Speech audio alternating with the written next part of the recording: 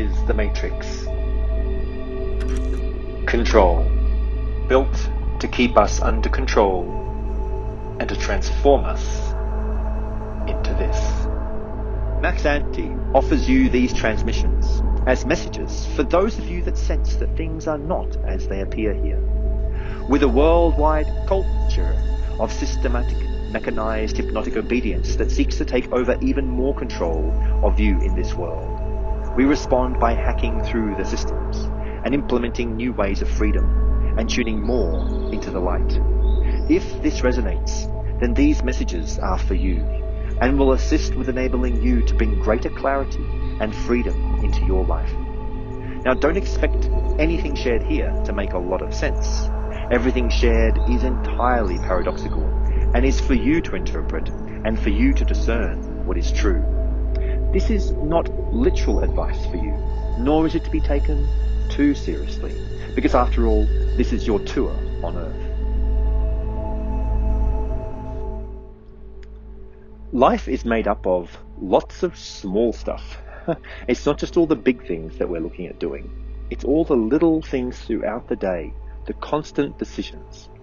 So how does the listening, the idea of tuning in, apply when you're just dealing with all the myriad tiny events throughout the day?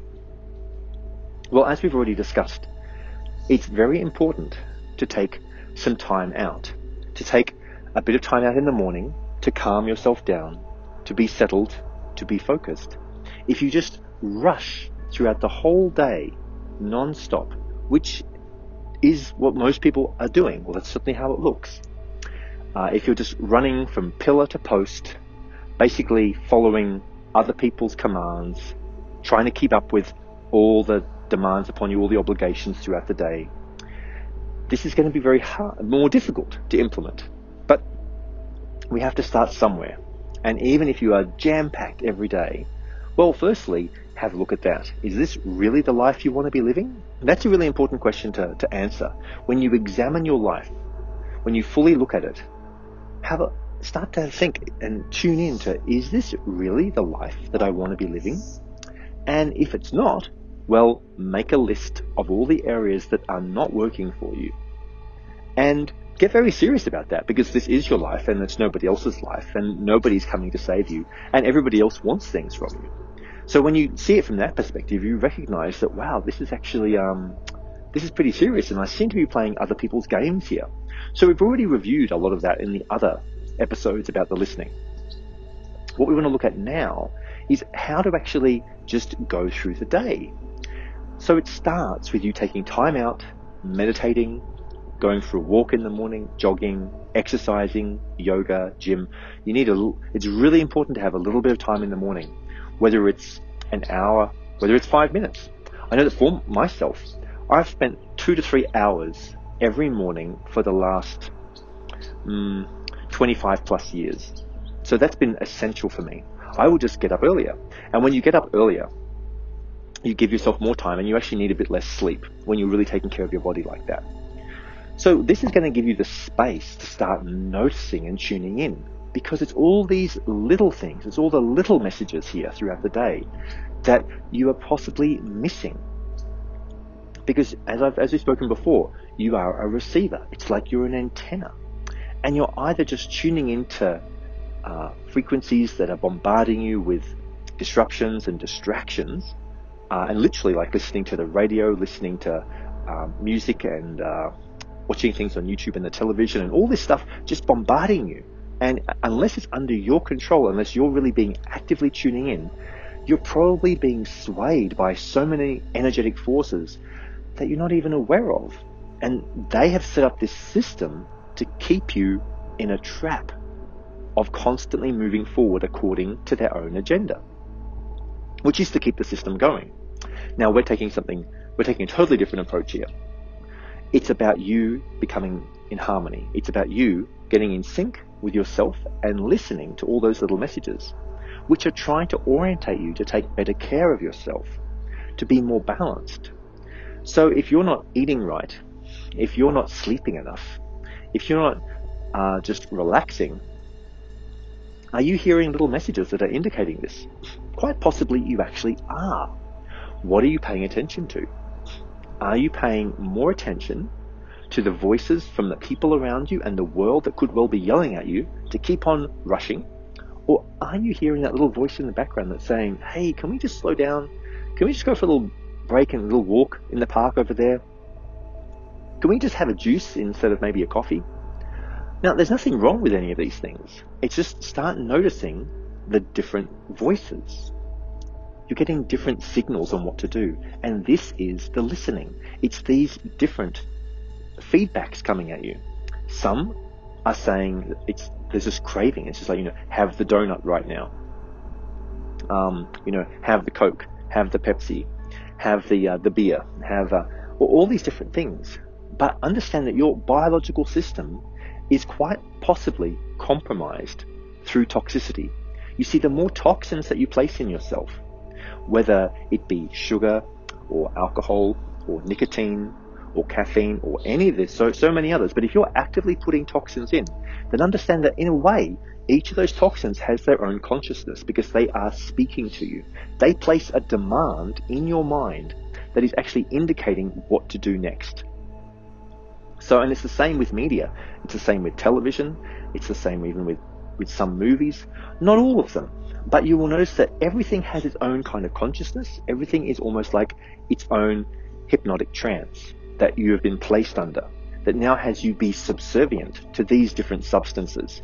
Any time that you are subservient to a substance, meaning that you have an urgency to have it, that you feel that you have to have this substance, or that you have to watch that show, or that you have to do this particular thing, and obviously money, the points system is one of the biggest. There's this complete push that you have to make this money.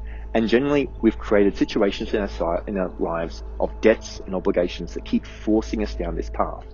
So just start noticing, make a list of all the have-tos, all the obligations, everything that essentially you've signed your whole life up to, your biological system, the demands that are being placed upon it. Now, when you make a list of all of these things, are they actually life-giving? Are they actually supporting your life and actually helping you become stronger, healthier, more secure within yourself, more confident? Do you gain more power? Do you get more authentic energy that isn't depleting your kidneys? Have you even researched the impact of these different substances on your kidneys, on your organs? That's a great place to start. You really want to examine what is the actual biological impact of having these particular substances on my body. And then beyond that, what is the psychological impact of listening to this kind of material, watching these kind of shows? You want to start to understand what is actually going on here that is literally affecting you and pushing you. Because a lot of the feedback that you're going to be receiving is going to be from these substances and from these types of media, these kinds of hypnosis trances that you're being put under.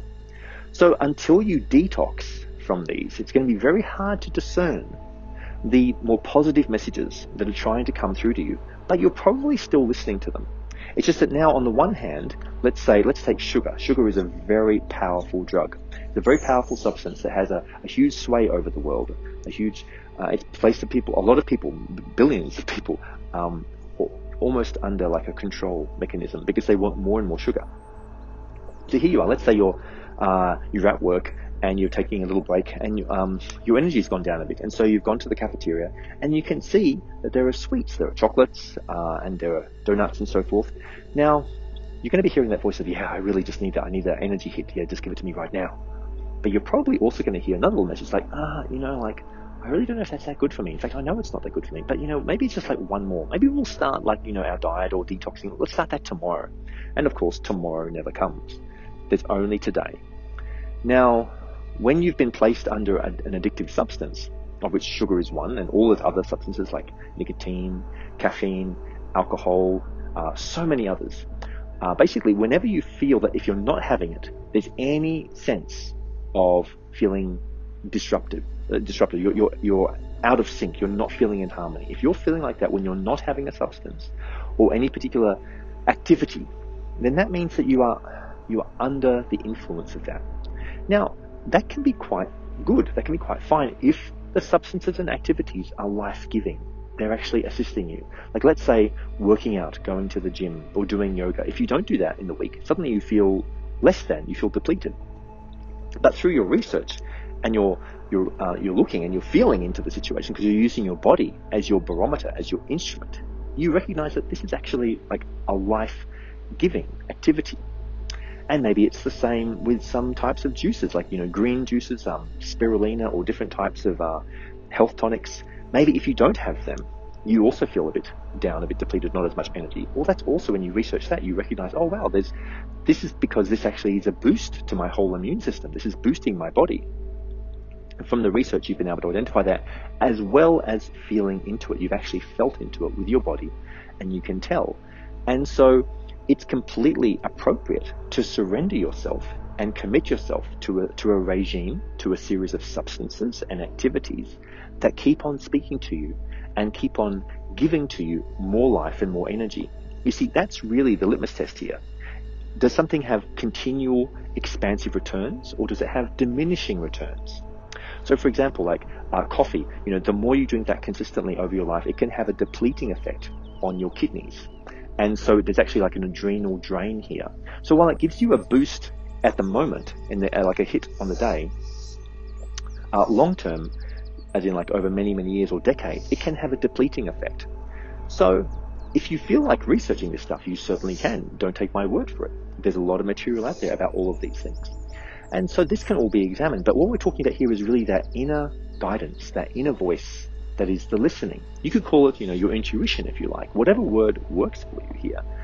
But it's coming from the feedback, and your body is constantly sharing that with you through the sensations. You can actually feel like when you're eating something, start to tune in. The problem is that most people are very disconnected from their body and very disconnected from nature. And so it can be very hard to start to discern what is coming, what kind of feedback is coming at you, until you've done a complete cleanse, which could take anywhere from weeks to months. You could actually do some research into detoxes and cleanses, and you could just change your whole regime. And what's very interesting, a lot of people, when they do that kind of cleanse, and then they go back after, let's say, 3 months of not having any sugar, or not having any coffee, or not having any cigarettes, or no alcohol, or anything like that, because all those things are the main substances that the society pushes upon people.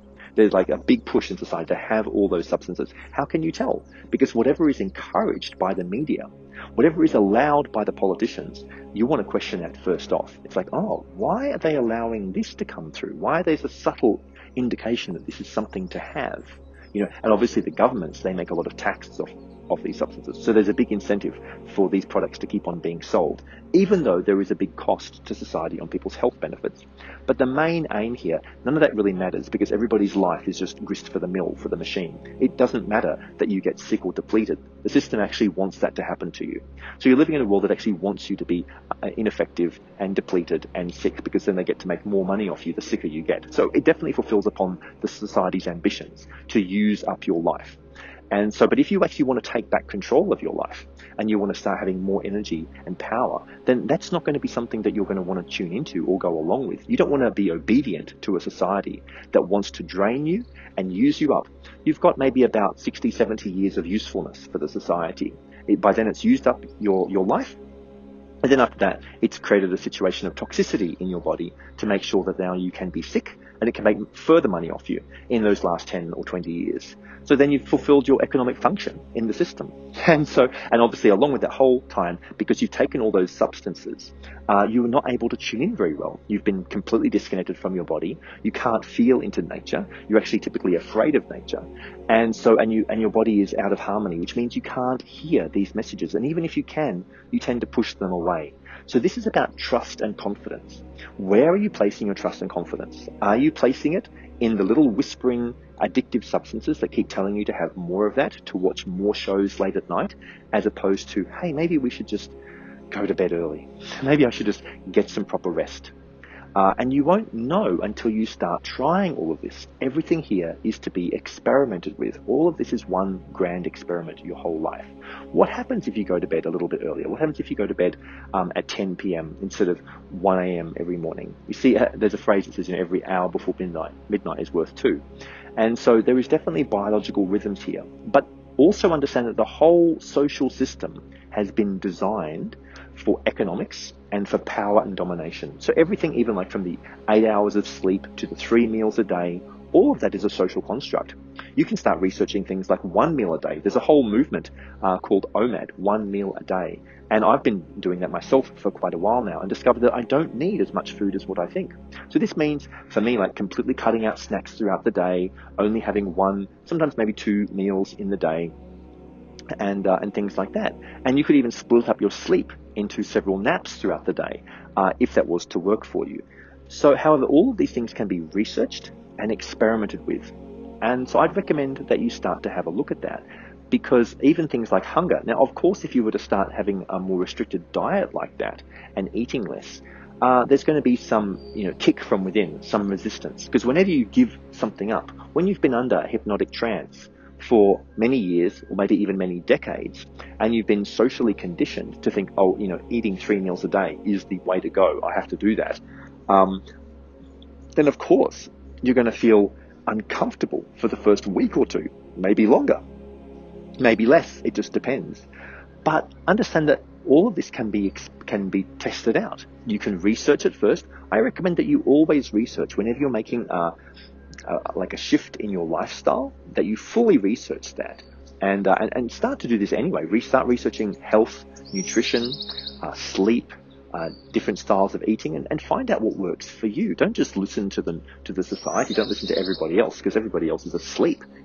All the zombies everywhere, they're not really paying attention to any of this, and they are all under hypnotic trances, which is keeping them very much as little economic units to keep the system going.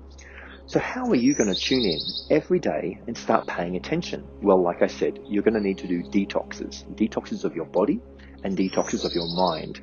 And once you've done that, it'll become clearer to you. These little feedback messages that are whispering to you like, oh, let's go to sleep now, I'm tired. Instead of you overriding that with, oh no, I just want to watch one more episode of this show, or whatever. I just have to do some more work right now. Why do you have to do that extra work? Oh, because my boss is going to be cross with me in the morning. Well, why? Isn't he always going to have this demand? How long have these demands been on you? Can you remember? Maybe these demands have been on you for months or years. Maybe your whole life in that particular company is continuously placing these demands upon you. Is there any end in sight? And if not, whose life are you living? Are you living a life for your boss and for these people who have these demands upon you? Or is it your life? And no one's going to step up and tell you otherwise, except for me probably right here. Maybe you might have a good friend. Maybe you'll read a particular book that's going to tell you, hey, this is your life, kiddo. When are you going to start living it according to your terms? So yes, people have become workaholics. They've been pushed beyond the brink of their exhaustion often, especially in some countries like in Japan, where they're just continuously working and trying to keep up and impress everybody. But for what purpose? You see, at the end of the day, nobody really cares about you. They just want something from you. That's typically what's going on here. So because you can tell why this is how this works, because if you quit your job or if you leave your job and move away, they don't follow you up. They're not checking on you. Let's say you've committed and given 15 years of your life to a particular organization, and then you leave. They're not following up on you because now you're no longer helping them. They don't really care. It's only while you are assisting somebody else that they actually care about you. It's the same in a romantic partnership. They are definitely with you as long as you're with them. And so, is it really their interest in you, or is it self-interest that has them being interested in you? Now, there are definitely generous people in the world who have true loving hearts, and they could well be authentically, genuinely interested in you. They just don't seem to be that common these days, because most people are overly stressed out.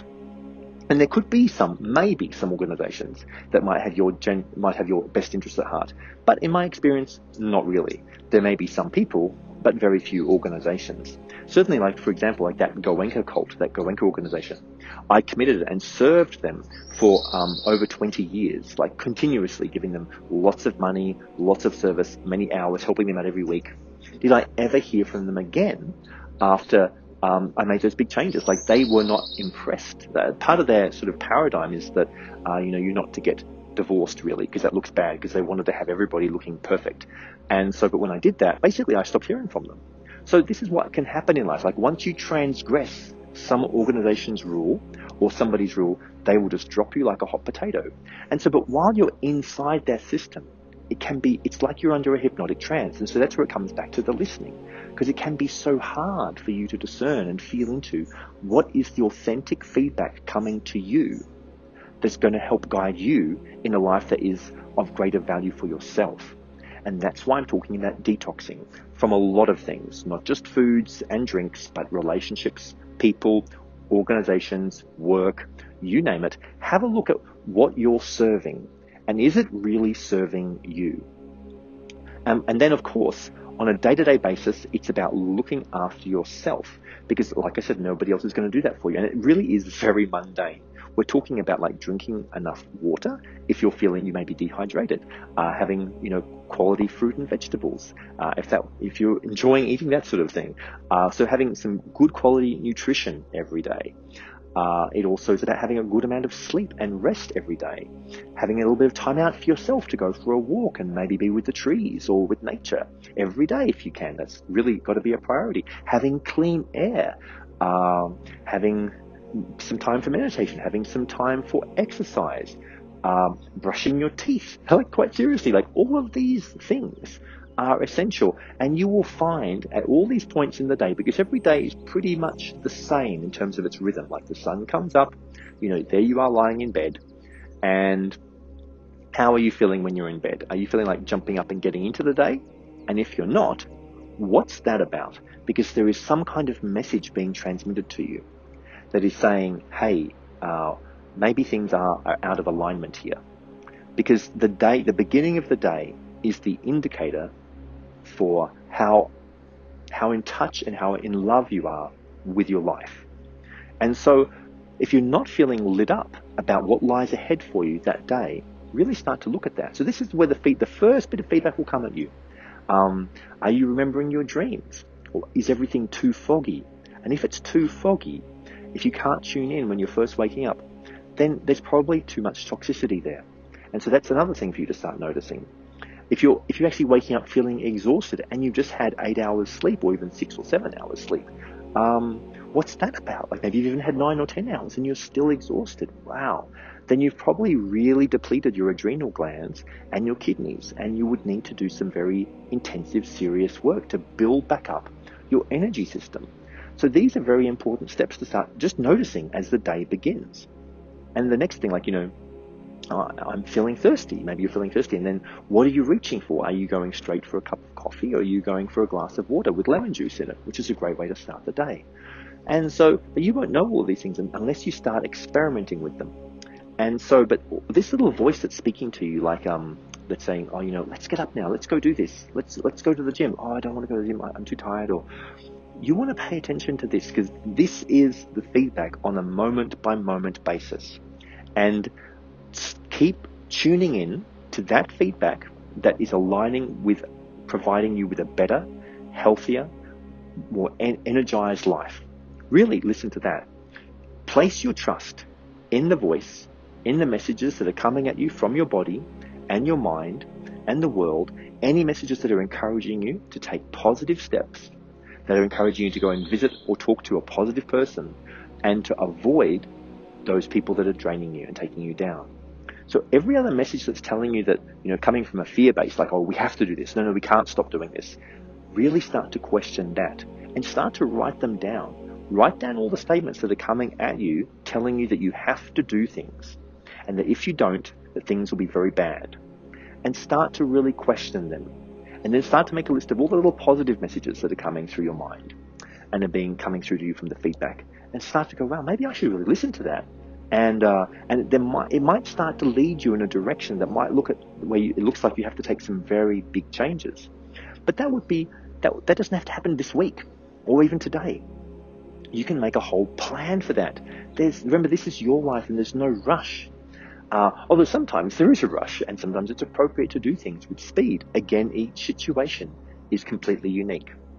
But you will need to make the lists of what is working for you and what is not, and really paying attention to that feedback that keeps whispering to you on how to have a more integrated, more grounded, more positive lifestyle.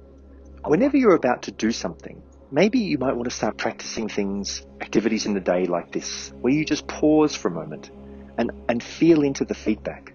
Ask your body and ask your mind and really feel into the world. Is this the right thing to do right now for me? Is this the next step to take? Or even feel into like, well, what should I do? Maybe just as you're about to walk out the door and you just stop for a moment, you just pause. You start having a practice where you pause for a moment and you ask yourself, do I have the keys? And you can just feel in your pocket and just check. Maybe it's the same like when you're getting into going to your car and checking the keys for that. Or it could be anything here where you just want to pause from it. Maybe you're at the ATM and basically you just want to pause from it to make sure you've collected your card. A lot of the times here you don't want distractions around you, and this pausing for a moment when you're doing things is a really great step, a great practice to take on board. And it's basically you tuning in, pausing for a moment and asking yourself and just waiting for a little message to check in with you. This is the feedback at work. And you can practice this throughout the day at any time. No need to rush. Everybody else might be wanting to rush you, but it's good for you to pause and just check in. Do I have everything I need right now? Is my day set up? Have I made a list of everything I want to do for today? Am I clear on where I'm going? Have I checked the map? All of these little things. Have I given myself enough time? When I have an appointment, have I checked how long it's going to take to get there? You just want to ground yourself in pausing and listening and waiting for a bit of feedback to come back to you on what's going to happen next and what action is the best step for you to take. This is how you start to live with the listening throughout the day. You're waiting for the feedback to present with you that next step to take just from pausing and taking a breath. Checking in with the body, taking a breath, observing the breath even just for a few seconds throughout the day, doing that multiple times, especially when you're about to take that next step, is going to bring you so many benefits. There'll be less rush, you'll be much more organized, you'll have everything you need, and there'll be so much less stress in your life. This is how we practice the listening throughout the day.